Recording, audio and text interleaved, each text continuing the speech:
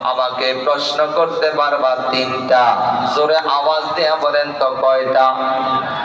আমার বন্ধুগণ, আমার বাবাজিরা, এক নাম্বার প্রশ্ন করলাম। ওই সাংবাদিকেরা এক নাম্বার প্রশ্ন করলো, রে ইব্রাহিম, আগুনের মধ্যে তো মানুষ বাঁচে না, এর আগে কোনোদিন এই ঘটনা নাই, আমরা তো দেখি নাই, কোন কিতাবের ভিতরেও পাই নাই আগুনের মধ্যে মানুষ বাঁচে। এই ইব্রাহিম, তুমি আগুনের মধ্যে কেমনে বাঁচা? ইব্রাহিম আলাইহিস সালাম কই, আমি বাঁচি নাই, আমি বাঁচি নাই, আমারে আগুনের মধ্যে বাঁচাইছে একজন। একটু চিল্লায় আওয়াজ দিয়া বলেন তো তিনি কে? বলেন তো, আল্লাহ বাঁচাইলে আগুনের ভিতরেও বাঁচাইতে পারে কি পারে না? আমার বন্ধুগণ, এবার তিনি এখানে দাওয়াত দিয়ে দিলেন আল্লাহ একজন আছে, যারা কোন মারহাবা। এবার 2 নম্বর প্রশ্ন করলো, ইব্রাহিম 40 দিন পর্যন্ত আগুনের মধ্যে ছিলাম, ইব্রাহিম রে আগুনের মধ্যে কি খাইছো? কেউ তো কাছেই যেতে পারে না। ইব্রাহিম আলাইহিস সালাম বলেন, আগুনের ভিতরে না খাইয়া 40 দিন কাটাই নাই, বরং আমার যখন যা মনে চেয়েছে আমার আল্লাহ পাক জান্নাত থেকে আমার জন্য খাবার ডেলিভারি দিয়েছে। এবার 3 নাম্বার প্রশ্ন, ইব্রাহিম রে বুঝলাম আল্লাহ তোমারে বাঁচাইছে, বুঝলাম আল্লাহ পাক জান্নাত থেকে খাবারের ব্যবস্থা করেছে। এই ইব্রাহিম, আমার বলো তো, আগুনের কাছে আমরা যেতে পারি নাই, বরং আকাশ দিয়া পাখি গেলে পাখিগুলা পড়ে যেত। ইব্রাহিম, এবার বলো তো, আমরা যারা আগুন লাগাইলাম, আমরাও আগুন লাগায় বিপদ পড়ছে, আগুনের তাপে ঘর বাড়ি ছাড়া লাগছে, মানুষের বাড়িতে যাইয়া আমাদের অবস্থান করতে হয়েছে। ইব্রাহিম রে বলো তো, আগুনের মধ্যে তুমি কেমন ছিলা? ইব্রাহিম আলাইহিস সালাম বলেন, ও সাংবাদিক বন্ধুরা, আগুনের মধ্যে আমি কেমন ছিলাম এটা আমি বলে শেষ করতে পারবো না, এটা আমাকে বলা যাবে না, এটা আমি বলতে পারবো না। তবে শোনেন, আমি এতটুকুন শোনাই, তবে শুনুন, আমি এতটুকুন শোনাই, সেটা হলো এই যে আগুনে যাওয়ার আগ পর্যন্ত লম্বা একটা হায়াত পাইলাম, এই লম্বা হায়াতের সুখ আর শান্তি যদি একটা পাল্লার ভিতরে দেওয়া হয়, আর যে 40 দিন আগুনের মধ্যে ছিলাম, ওই 40 দিনের সুখ আর শান্তি যদি আরেক পাল্লায় দেওয়া হয়, তাহলে আমার লম্বা হায়াতের নয়, যেই 40 দিন আগুনের ভিতরে ছিলাম, এই 40 দিনের সুখ আর শান্তি আমার কাছে বেশি মনে হয়েছে। এই জন্য আল্লাহ রাব্বুল আলামিন কোরআনুল কারীমের ভিতরে জানাই দিলেন, ওয়া কানা হাক্কান আলাইনা নাসরুল মুমিনিন। একটু আওয়াজ দিয়ে বলেন তো, মুমিনদেরকে সাহায্য করেন কে? আল্লাহ। ও বন্ধু, হোক এইভাবে নতুন একটা আলোচনা শোনাই। আমার বন্ধুগণ, এবার বলেন, আমরা মুমিন হতে চাই কি চাই না? আরো জোরে বলেন, চাই কি চাই না? কোরআন ধরে না কোরআন ছেড়ে? আরো জোরে বলেন, কোরআন ধরে না কোরআন ছেড়ে? নামাজ ধরে না নামাজ ছেড়ে? রোজা ধরে না রোজা ছেড়ে? যাকাত ধরে না যাকাত ছেড়ে? তাহলে বোঝা গেল, সুবিধাবাদ জিন্দাবাদে মোমেন হওয়া যায় না। মোমেন যদি হতে চাই, আওয়াজ দিয়ে বলেন তো, আল্লাহ 1 নাম্বার বললেন তুমিনুনা বিল্লাহ, আমি আল্লাহর প্রতি ঈমান আনতে হবে। আর ঈমানের ব্যাখ্যায় বলেছিলাম, গোটা কোরআন মেনে নেওয়ার নাম ঈমান। তাহলে যদি ঈমানদার হতে চাই, আল্লাহর গোটা কোরআনটা মেনে নেওয়ার দরকার আছে না নাই? ও বন্ধু, মনে করেন এখন আপনি ঈমানদার হয়ে গেলেন। ও বন্ধু, নতুন একটা আলোচনা শোনাই। ও বন্ধু, আপনি ঈমানদার হয়ে গেলেন। আপনি ঈমানদার। একজন লোক যখন ঈমান আনে, ঈমান আনার পরে 1 নাম্বার দায়িত্ব হলো নামাজ। জোরে আওয়াজ দিয়া বলেন কি? আমি সরাসরি নামাজের বয়ান করব না, মজা পাবেন ইনশাআল্লাহ। ও বন্ধু, জানবেন, বুঝবেন, আমল করবেন। এবার বলেন তো, নামাজ মোট কয় ওয়াক্ত? জোরে বলেন কয় ওয়াক্ত? আমি বলি ফজরের নামাজ, যোহরের নামাজ, আসরের নামাজ, মাগরিবের নামাজ, এশার নামাজ। জোরে কোন না মারহাবা। মারহাবা। এইবার আপনারা সবাই জবাব দেন, কেউ জবান বন্ধ রাখবেন না, আলোচনাটার ভিতরে ঢুকি। ও বন্ধু বলেন তো ফজরের নামাজের ফরজ কয় রাকাত? সবাই বলেন কয় রাকাত? 2 রাকাত। যোহরের ফরজ কয় রাকাত? রাকাত। আসরের ফরজ কয় রাকাত? মাগরিবের ফরজ কয় রাকাত? এশার ফরজ কয় রাকাত? জোরে বলেন মারহাবা। মারহাবা। এইবার আপনাদেরকে একটা ইতিহাস শোনাই। ও বন্ধু, ইতিহাসটা হলো ফজরের নামাজ সর্বপ্রথম যিনি পড়েছিলেন তিনি হলেন হযরত আদম নবী। যোহরের নামাজ সর্বপ্রথম যিনি পড়েছিলেন তিনি হলেন হযরত ইব্রাহিম নবী। আসরের নামাজ সর্বপ্রথম যিনি পড়েছিলেন তিনি হলেন হযরত ইউনূস নবী। মাগরিবের ব্যাপারে দুইটা মত পাওয়া যায়, ইয়াকুব আলাইহিস সালাম, আরেকটা হলো ঈসা রুহুল্লাহ আলাইহিস সালাম। ঈশার নামাজ সর্বপ্রথম যিনি পড়েছিলেন তিনি হলেন হযরতে মূসা পয়গম্বর আলাইহিস সালাম। চিৎকার মেরে বলেন না আল্লাহু আকবার। ও বন্ধু, হাতে সময় নাই, সময় নাই। আদম নবী কখন পড়েছিলেন? ইব্রাহিম নবী কখন পড়েছিলেন? ইউনূস নবী কখন পড়েছিলেন? ইয়াকুব এইভাবে ঈসা আলাইহিস সালাম কখন পড়েছিলেন? আবার বন্ধু মূসা নবী কখন পড়েছিলেন? শোনাবার মতো সময় আমার হাতে নেই। আমার বন্ধুগণ, রাত্র গভীর হয়ে গেছে, লম্বা করতে চাই না। ও বন্ধু, তবে একটা ঘটনা শোনাই, সেটা হলো আপনাদের মনের মধ্যে প্রশ্ন আসলো, ও বেলালি হুজুর, আপনি তো আদম নবীর নাম বললেন, ইব্রাহিম নবীর নাম বললেন, ইউনূস নবীর নাম বললেন, ইয়াকুব নবীর নাম বললেন, মূসা নবীর নামও তো বলছেন, কিন্তু আমাগো নবীর নাম তো বলেন নাই। আওয়াজ দিয়া বলেন তো মনের মধ্যে প্রশ্ন আছে না নাই? আমার নবীর আমার আল্লাহ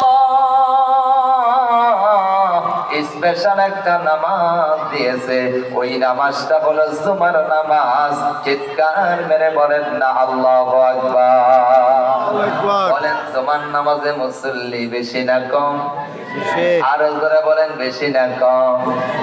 সমস্যাটা তো এই জায়গায়, যদিও জোরে কইছেন, কারণ আমার বন্ধুগণ জুমার নামাজে মুসল্লি জায়গা পায় না, আর ফজরের নামাজে মুসল্লি পাওয়া যায় না।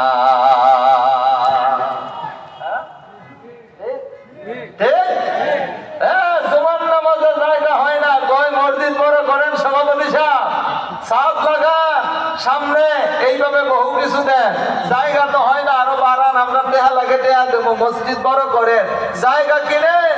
আমার বন্ধুগণ, সুমান নামাজে মসজিদে জায়গা হয় না, আর ফজরের নামাজে ইমাম সাহেব মুসল্লির অভাবে জামাত করতে পারে না। এইরকম বহু মসজিদ আছে না নাই? আসতে কেন জোরে বলতে হবে, আছে না নাই? তারপর আপনাকে একটা নামাজ শোনায়া দোয়া করবো, যেহেতু আমার বন্ধুগণ, আমার বাবা যিনি আনিসুর রহমান ভাই এত সুন্দর আয়োজনই করছে, আর আপনারা যারা বইছেন আগের লোক কিছু হইলেও পারছেন, আর মজার বিষয়টা হলো যারা বইছেন তারা যেহেতু ওইটা জান নাই, তাইলে আমি মনে করতেছি কোরআন হাদিস ভাল লাগতেছে। আওয়াজ দিয়া বলেন অনেক, যদি আমি এখন যদি আমি মোনাজাতটা দিয়ে যাই একটু কষ্ট পাবেন, এটাই স্বাভাবিক। এই জন্য আমি আরো 10 মিনিট আলোচনা করলে অসুবিধা হবে?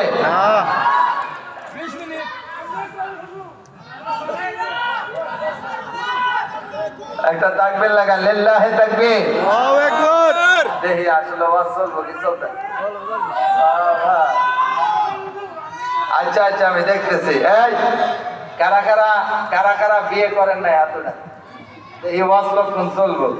কারা কারা বিয়ে করেন নাই হাতটা? হাত বিয়ে করো। এই তো কোটা ওনাকে বিয়ে করছে না কেউ? কারা কারা বিয়ে করে নাই হাত উঠান না। ফয়সাল ভাই দুইটা উঠাইছে, দুইটা লবি নাকি বেটা? একটা নামাও, জোরে কোন মারহাবা, আরো জোরে কোন মারহাবা। এবার হাত নামান। কারা কারা বিয়ে, তাই না? কারা কারা বিয়ে করছেন হাত উঠান। কাকা হাত উঠান, দুইটা লইছেন নাকি? দুই হাত দিলে খেলার জন্য ঢেলেছে। হ্যাঁ মাশাআল্লাহ মাশাআল্লাহ, হাত উঠান হাত উঠান। কারা বেশি? যারা বিয়ে করছে তারা বেশি। যারা কোন ঠিক কিনা? ঠিক। আচ্ছা দেহি ওয়াজ, এই তুমি বল, দেহি ওয়াজ কতক্ষণ চলবো? একটা তাকবীর লাগাইবো, একটা তাকবীর, নতুন করে একটু শক্তি সঞ্চয় করি, একটা তাকবীর লাগাইবো। যারা বিয়ে করছো না তারা তাকবীর দিবা, যারা বিয়ে করছেন বাবাজিরা আপনারা একটু থামেন, আপনাকে সুযোগ পরে একটা তাকবীর লাগাও। লিল্লাহি তাকবীর, আল্লাহু আকবার।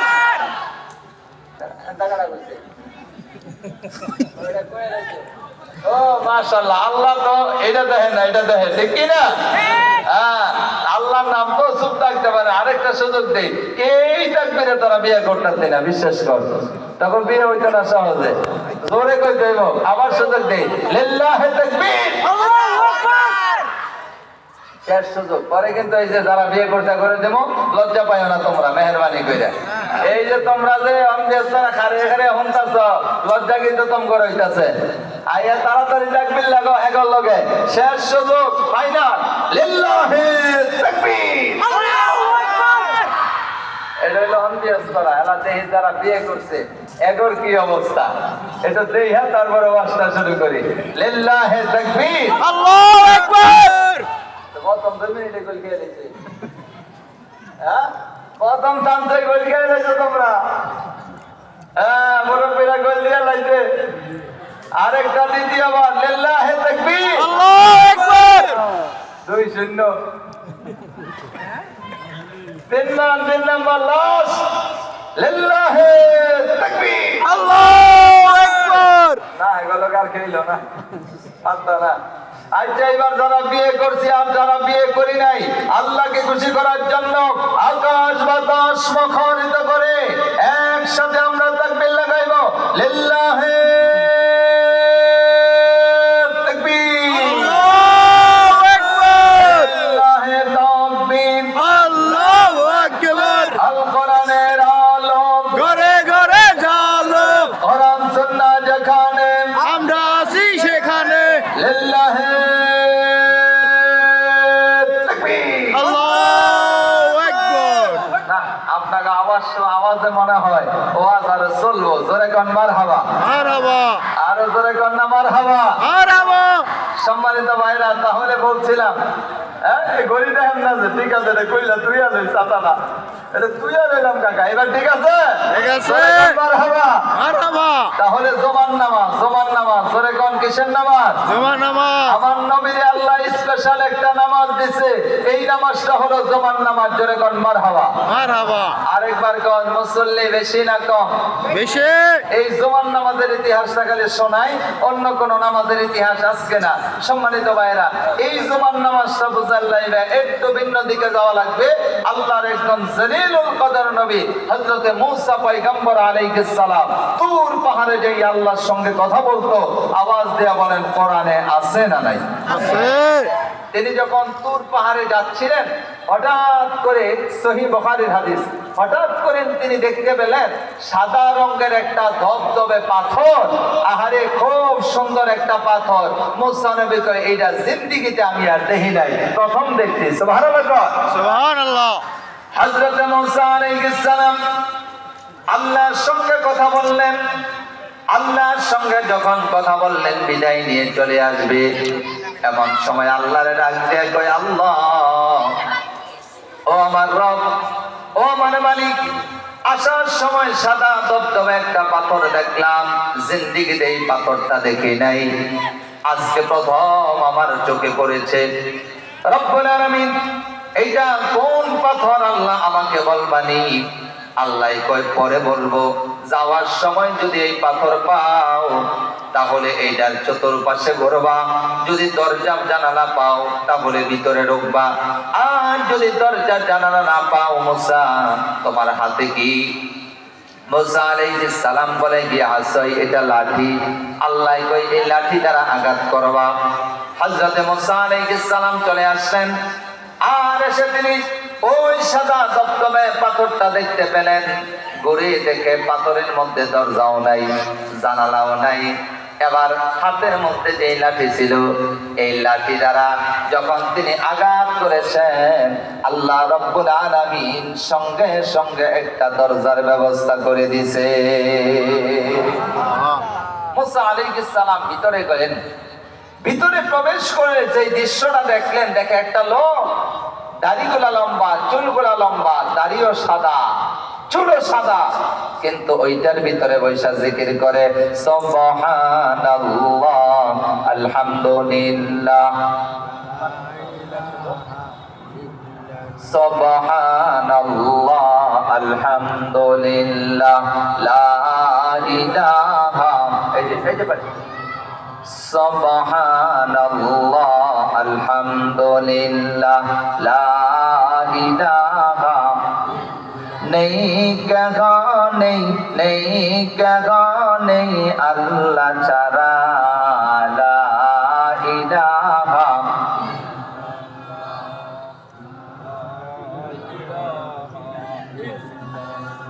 লা ইলাহা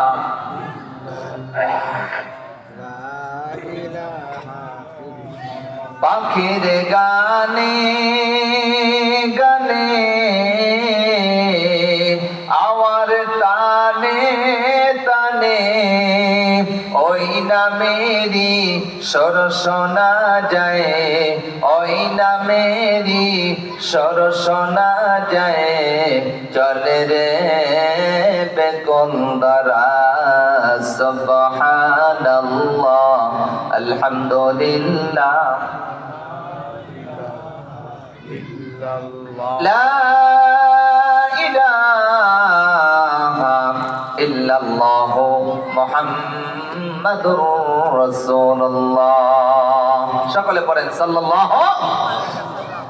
মুসা আলাইহিস সালাম কয় আমি দেখি জিকির করতেছে, আশ্চর্যের বিষয় হলো ওই লোকটার শরীরের ভিতরে হাজার হাজার বল্লা পোকা, বুঝেন তো, বল্লা পোকার মতো এক প্রকার পোকা তাকে কামড়ায় দংশন করে, কিন্তু আল্লাহর বান্দা জিকির বন্ধ করে না। সুবহানাল্লাহ বলবেন না? সুবহানাল্লাহ। মুসা আলাইহিস সালাম এই দৃশ্য দেখে আশ্চর্য হয়ে গেলেন।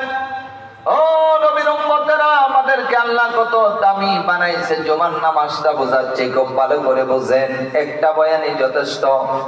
আমার বন্ধুগণ, এবার মুসা আলাইহিস সালাম পিছনে যেয়ে বসলেন, লোকটা জিকির বন্ধ করে দিল।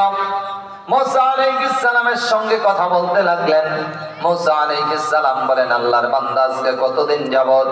ওই লোকটা বলে, একদিন নয়, 2 দিন নয়, 350 বছর যাবত এই পাথরের ভিতরে বৈশা আল্লাহ রব্বুল আলামিনের ইবাদত করে কাটাই দিয়েছি।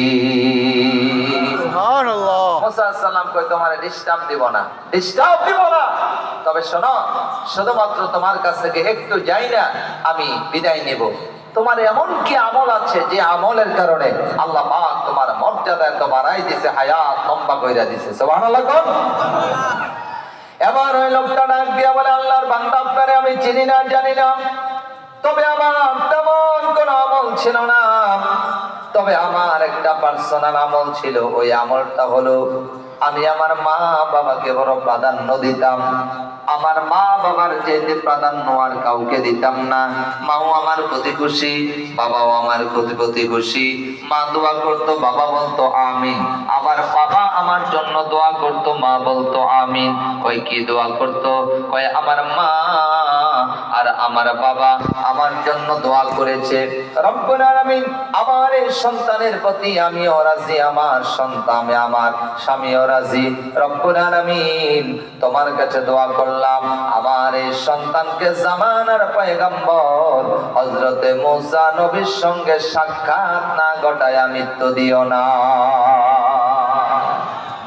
মুসা আলাইহিস সালামের চোখ বড় হয়ে গেছে। কই কি? কয় আল্লাহর বান্দা, তোর মা আর তোর বাবার দোয়া কবুল হয়ে গেছে। সুবহানাল্লাহ কোন। কয় আপনি বুঝলেন কেমনে? কয় আমি বুঝলাম, কারণ হলো যেই মুসা নবীর জন্য দোয়া করেছেন আমি হলাম ওই মুসা নবী। সুবহানাল্লাহ বলবেন না? লোকটা লাফ দিয়া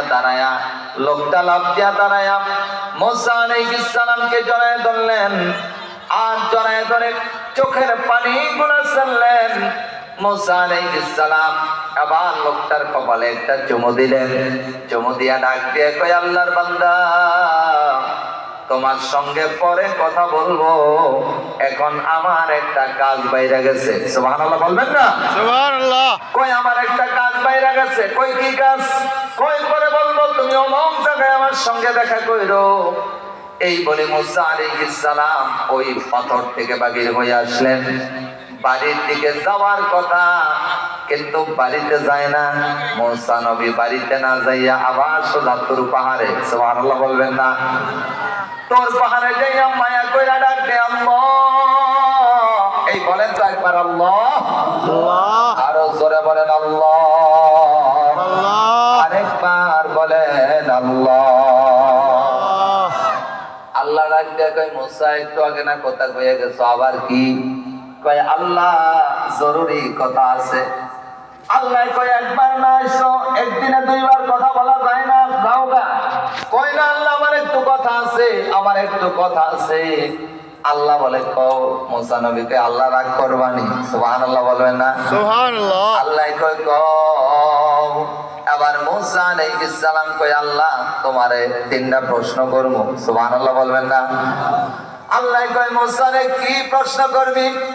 কয় আল্লাহ এক নম্বরে জানতে চাই তুমি বলবানি সব চাইতে দামি নবীকে। আল্লাহ কয় তুই মনে হয় জানোস না। কয় আল্লাহ জানি, তুমি একটু কও।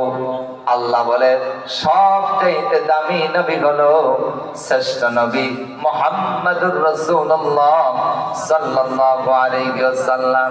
মুসা নবী কয় আল্লাহ আমি তো জানি। কয় তাইলে আবার জিগাইলা কেন? কয় আল্লাহ জিগানোর কারণটা হলো আমার 2 নাম্বার প্রশ্ন, আল্লাহ উম্মতের মধ্যে সবচাইতে দামি কে? আল্লাহ ডাক দিয়ে কয় মুসা রে যেই নবী দামি ওই নবীর উম্মত। কথা কয় না? যেই নবী দামি ওই নবীর উম্মত দামি। জোরে কোন মারহাবা। এবার মুসা নবী একটা বেশ মারছে। কয় আল্লাহ ওই নবীর উম্মত যে দামি, ওই নবীর উম্মতেরা হায়াত পাবে কত বছর? আল্লাহ কয় না, হায়াত লম্বা পাবে না, 110-20 বছর এইরকমই ভাবে, বেশি পাবে না।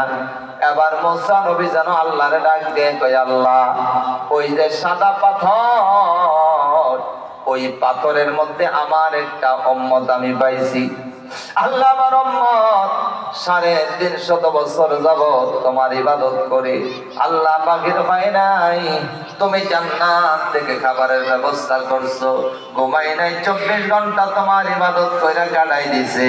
আল্লাহ ওই 350 বছরের ইবাদত যদি এক পাল্লায় রাখা হয় আমার উম্মতের, আর আখির জামানার নবীর উম্মতের 100 বছরের উম্মত যদি আরেক পাল্লায় রাখা হয়, মুসা নবী নিজেই ফতোয়া দেয়, কয় আল্লাহ আমার মনে হয় আমার উম্মতের 350 বছরের ওজনটা ভারী হয়ে যাবে, বরং আমার উম্মতরে তাড়াতাড়ি শ্রেষ্ঠ বলে ঘোষণা দাও।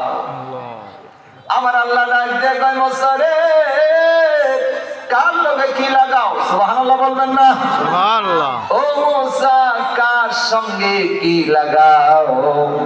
ও মুসা আখির জামানার নবীর উম্মতের লগে মিলাইও না। মুসা রে আখির জামানার নবীর উম্মতের সঙ্গে মিলাইও না, তুমি কার সঙ্গে কি লাগাও? ও মুসা এইটা তো তোমার সিদ্ধান্ত, আমি আল্লাহর সিদ্ধান্ত শুনবানি। কয় আল্লাহ কও। আমার আল্লাহ ডাক দিয়ে কয় মুসা ও মুসা তোমার উম্মতে, ও মুসা তোমার উম্মতের 350 বছরের ইবাদত এইটা যদি এক পাল্লার ভিতরে দেওয়া হয়, আর আখির জামানার নবীর উম্মতের 100 বছরের ইবাদত লাগবে না, 50 বছরেরও না, 25 বছরেরও না, 20 বছরেরও না, 1 বছরেরও না, 1 মাসেরও না। এই সুবহানাল্লাহ বলবেন না? তারা সপ্তাহে একটা নামাজ আদায় করে, এই নামাজটার নাম হলো জুমার নামাজ। আল্লাহু আকবার বলেন। এই নামাজটার নাম হলো জুমার নামাজ। এ মুসা তোমার উম্মতের 350 বছরের ইবাদত যদি এক পাল্লায় রাখা হয়, আর আখির জামানার নবীর উম্মতের যদি মাত্র জুমার নামাজটা আরেক পাল্লায় রাখা হয়, আমি আল্লাহর সিদ্ধান্ত হলো 350 বছরের ইবাদত না, আমি আল্লাহর কাছে জুমার নামাজের ওজনটাই ভারী হয়ে যাবে।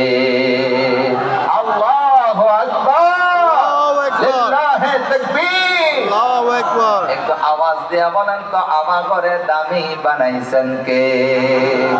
যে আল্লাহ এত দামি বানাইছে ওই আল্লাহর জন্য নামাজ পড়ার দরকার আছে না নাই? এই জন্যই তো আল্লাহ কোরআনুল কারীমের ভিতরে জানাই দিলেন, কুল ইন্না সালাতি ওয়া নুসুকি ওয়া মাহইয়ায়া ওয়া মামাতি লিল্লাহি রাব্বিল আলামিন।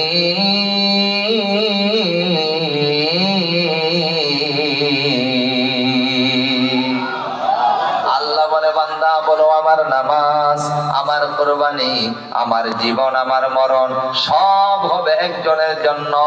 একটু চিল্লায় আওয়াজ দেয়া বলেন তো তিনি কে? তাহলে আমরা যারা ইমানদার, ইমানের দাবিতে সত্যবাদী, আওয়াজ দিয়া বলেন 5 ওয়াক্ত নামাজ পড়ার দরকার আছে না নাই? আছে। আজ থেকে না, যারা বলেন আছে না নাই? আছে। আমার বন্ধুগণ, যারা নামাজ পড়ে তারা সফল।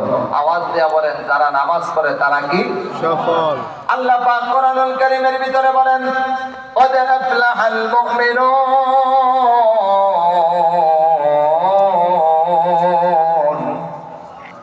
قد أفلح المؤمنون। আল্লাহ বলেন অবশ্যই মুমিনগণ সফল কাম হয়ে গেছে। الذين هم في صلاتهم خاشعون।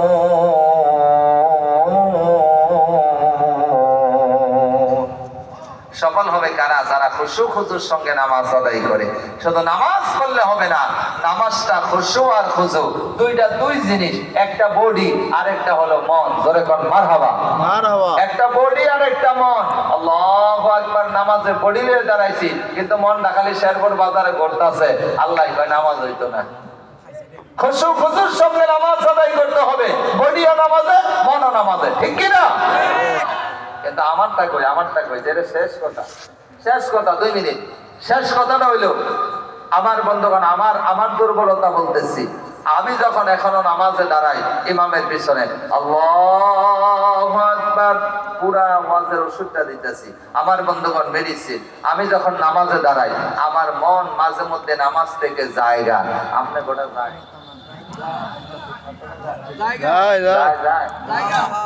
আমারটা জায়গা। মন তো ধরে রাখা যায়, মন তো বেঁধে রাখা যায় না। যদি বাইন্দা রাখুন দিত তাহলে না রেখে দিতাম জায়গা। যদি আল্লাহ বলেছেন আল্লাযীনা হুম ফি সালাতিহিম খাশিউন, সফল কাম তো হবে তারা যারা খুশু আর খুজু, বডি আর মন নিয়ে নামাজ পড়ে, তারা সফল হইব। আমার বডি নামাজ তাহে আমগল কিন্তু মনটা জায়গা। কথা বলেন ঠিক কিনা? এই আয়াতের একটা ব্যাখ্যা করেছেন আমাদের ইমামে আজম আবু হানিফা রাহমাতুল্লাহ আলাইহি। সুবহানাল্লাহ বলেন। এই ব্যাখ্যাটা 1 মিনিটে বইলে শেষ বয়ান। সম্মানিত ভাইরা, ব্যাখ্যাটা তিনি উদাহরণটা এইভাবে দিয়েছেন। আপনার একটা গাভী আছে, গাভী বুঝেন তো? গাই গরু, গাই দুধ দেয়। এখন তো আগে তো আমরা ছোটবেলা যায় গাভী, এই গাভীরে আগে মানুষ কাঁচা ঘাস খাওয়াইতো। নিয়া গাভী যখন বাছুর দিত, গাই গ্রামের ভাষায় কই বিয়াইতো, গাই বিয়াইলে এটারে নিয়ে কাঁচা ঘাস, দুবলা ঘাস খাওয়াইতো, দইরা খাওয়াইতো কিনা? এখন আর এগুলা খাওয়ায় না। এখন কি ছাতা তুলা বাড়িছে, তুলা খাওয়ায়। তারপরে কি বলে সাইলেজ বাড়িছে, এই সাইলেজ খাওয়ায়। এই যে গরু কিনাই না বানছে, বেচার আগে এটার বাইর করে না। কথা বলেন ঠিক কিনা? আগে দুধ খাইলে গাভীর দুধ যখন মাইকা ভাত দিয়ে খাইতাম, হাতের ভিতরে এইভাবে ঘিয়ের মতো বাইজা থাকতো। এটা সাবান দানারে কিছুটা মশা লাগতো, নাহের কাছে নিলে একটা গ্যারান বার হইতো। আর এখন কথা ঘিয়ের দুধ দিয়া খাইলে এটা ভাত দেখবে, দুধ খাই না পানি খাই, বুঝাই যায় না। কথা বলেন না কেন? বোঝাই যায় না, মজা ওই নাই। তো ইমামে আজম আবু হানিফা রাহমাতুল্লাহ আলাইহি কয়, এই গাভীরা একজন রাখাল, একজন মালিক, গাভীর মালিক একটা মাঠে নিয়ে যাবে। মাঠ বুঝেন তো? এই মাঠে নিয়ে যাইতে আমাকে গাজীপুর ঢাকার ভাষায় বলে লাইল। আপনারা কি বলেন? আইল নাকি? লাইল না আইল? আইল। আপনারা আইল, ঠিক আছে। আইল, কেউ কই দড়ি, কেউ কই রশি, হিসাব একটাই। হ্যাঁ, তা আমরা কই লাইল, আপনারা কোন আইল। এই মাঠের মধ্যে যে গাভীটারে ঘাস খাওয়াইতে নিবেন, সেই আইলের মধ্যে দিয়ে গাভীটা নিবেন। ডান পাশে হইলো দাঁড়া ক্ষেত, বাম পাশে হইলো মোলা ক্ষেত, সামনে হইলো লাউ ক্ষেত, তার সামনে হইলো মনে করেন আপনার আরেকটা তরকারির গাভী কই খায় মোলা, হ্যাঁ সরিষা ক্ষেত। আচ্ছা ঠিক আছে সম্মানিত ভাইরা, এইবার আপনার হাতে হইলো গাভীর রশি, ওই মাঠে নিয়ে যাইবেন, কিন্তু যখন আপনার সামনে গেলেন এই দাঁড়া ক্ষেত গাভী মুখ লাগাইতে চায়, সাইরা দেন না টান দেন? টানবেন, মানে খাইস না। একটু সামনে যাইয়া গাভী কয় মোলা দেখতে তো ভালা, এইটা আবার খাইতে চাই, সাইরা দেন না টান দেন? আর তো সামনে যাইয়া লাউয়ের টোকা দেখতে কি একেবারে জিব্বাটা বাইর করে দেয়, সাইরা দেন না জোরে টানবেন? একটু সামনে যাইয়া কি সরিষা ক্ষেত, আরে কি সুন্দর ফুল হইছে, গাভী কয় খাইতে পারলাম না, জোরে জোরে টান দেয়, আপনি আরো জোরে টান দেন, কথা বলেন ঠিক কিনা? ইমামে আযম আবু হানিফা রাহমাতুল্লাহ আলাইহি আল্লাযীনা হুম ফি সালাতিহিম খাশিউন, আল্লাহর বান্দা যখন নামাজের মধ্যে দাঁড়াইবা মন চলে যাবে ব্যবসায়, টান দিয়া নিয়ে আসবা আমি নামাজি, মন চলে যাবে পরিবারে, টান দিয়া নিয়ে আসবা আমি নামাজি, মন চলে যাবে বন্ধু বান্ধবের কাছে, টান দিয়া নিয়ে আসবা আমি নামাজি, মন চলে যাবে বিভিন্ন জায়গায়, টান দিয়া নিয়ে আসবা আমি নামাজি। এইভাবে যদি 40 দিন পর্যন্ত টানাটানির নামাজ পড়তে পারেন, একটু আওয়াজ দিয়া বলেন তো নামাজের মধ্যে মনটা বসাই দিবেন কে? তাহলে টানাটানির নামাজ জীবনে পড়ি নাই, সামনের দিনে পড়ার দরকার আছে না নাই? আল্লাহ তাআলা আমাদের সবাইকে সুন্দর করে খুশুখুজুর নামাজ আদায় করার তৌফিক দেন, বলেন আমিন। সম্মানিত ভাইরা, আপনারা অনেক সময় দিয়েছেন, আপনাদের ধৈর্য অনেক বেশি। আমি তো মুসাফির, শুধু আজকে একটা প্রোগ্রাম রেখেছি, আমি সাধারণত ঢাকার বাইরে এই ফেব্রুয়ারি মাসে কোনো প্রোগ্রাম রাখি নাই। তো আমার ভাই আনিসুর রহমান সাহেব, ওনাকে আমি একটা মাহফিলে পেয়েছিলাম, আলহামদুলিল্লাহ চমৎকার একজন মানুষ মনে হয়েছে। তো সেই সুবাদে আমি এই মাহফিলটা নেওয়া, ঢাকার বাইরে এই মুহূর্তে আমার জন্য প্রোগ্রাম করা খুব কষ্টকর, কারণ প্রতিদিন 2টা করে 28 তারিখ পর্যন্ত 2টা-3টা করে প্রোগ্রাম নেওয়া। তো এই জন্য আমাকে আসলে অনেক জার্নি করে আসতে হয়েছে। সেই জোহরের নামাজের পরে বাইরেছি, এশার নামাজের সমরছি, আবার এখন আপনাদের থেকে দোয়া নিয়ে বিদায় নিব, হয়তো যে ফজরের নামাজ পড়বো মসজিদে ইনশাআল্লাহ, আল্লাহ যদি কবুল করে। তো আমি মুসাফির, আপনাদের জন্য দোয়া করব, আপনারাও আমার জন্য দোয়া করবেন। বিশেষ করে আজ থেকে 12 দিন আগে আমার আব্বা, একজন আলেম মানুষ, আমার আব্বাকে হারিয়েছি। আমি নিজে আমার বাবাকে এইভাবে কবরের ভিতরে রেখেছি, আমার বাবার কাফন পরিয়েছি, গোসল করিয়েছি। আমার আব্বা অত্যন্ত নম্র ভদ্র একজন মানুষ ছিলেন, আলহামদুলিল্লাহ। আমার আব্বা জীবিত অবস্থায়, মৃত অবস্থায় কেউ কোনোদিন বলতে পারে নাই যে আপনার আব্বাকে আমরা, আপনার আব্বা দেখা হইলে সালাম দিত না, মানে সবার আগে আব্বার একটা আমল ছিল, সবার আগে মানুষকে সালাম দিত। তো আল্লাহ তাআলা আমার আব্বাকে নিয়ে গেছে, অনেক লোকজন হয়েছে, আব্বার তো হাজার হাজার ছাত্রই আছে, অনেক লোকজন জানাজাতে এসেছে, অনেক ওলামায়ে কেরাম এসেছে, গোটা বাংলাদেশে ওলামায়ে কেরাম দোয়া করেছে। আমিও আপনাদের কাছে দোয়া চাই, আমার আব্বাকে, ছোটবেলায় মাকে হারিয়েছি, আল্লাহ যেন আব্বা আর মাকে, আপনাদের সকলের মা বাবাকে সহ সবাইকে যেন আল্লাহ মাফ করে দেয়, বলেন আমিন। আল্লাহ তাআলা এই মাদ্রাসা কবুল করুক, জোরে কোন আমিন। মহিলা মাদ্রাসা এবং পুরুষ মাদ্রাসা 2টা মাদ্রাসায় কবুল করুক। এই মাদ্রাসার দিকে আপনারা খেয়াল রাখবেন। এই মাদ্রাসাগুলো হলো নেক আমলের একটা গাছ, দাদা গাছ লাগায় গেছে, নাতিরা ফল খায়, এইরকম গাছ আছে না? কথা কয় না, আছে না? এইগুলো হলো নেক আমলের একটা গাছ। এই গাছে আপনি কিছু সহযোগিতা করে, ছাত্র দিয়ে হোক, পরামর্শ দিয়ে হোক, আর্থিকভাবে হোক, যে কোনো সহযোগিতা আপনারা যখন করবেন, আপনারা মরে যাবেন, কিন্তু আপনার পরামর্শ একটা ছেলে যে মাদ্রাসায় ভর্তি হয়েছে, হাফেজ হয়েছে, এর সওয়াব পাবেন। মেয়েটা পড়েছে, মেয়েটা গেছিল, আবার বুঝাই দিয়ে গেলেন, তারপরে যে আপনি হাফেজা বানাইলেন, আলেমা বানাইলেন, কিয়ামত পর্যন্ত সওয়াব পাবেন। আল্লাহ তাআলা আমাদের সকলকে কিয়ামত পর্যন্ত যাতে সদকায়ে জারিয়া হিসাবে সওয়াব পাই, এইরকম কাজ করে যাওয়ার তৌফিক আল্লাহ যেন দান করে, বলেন আমিন। আনিস ভাই কোথায়?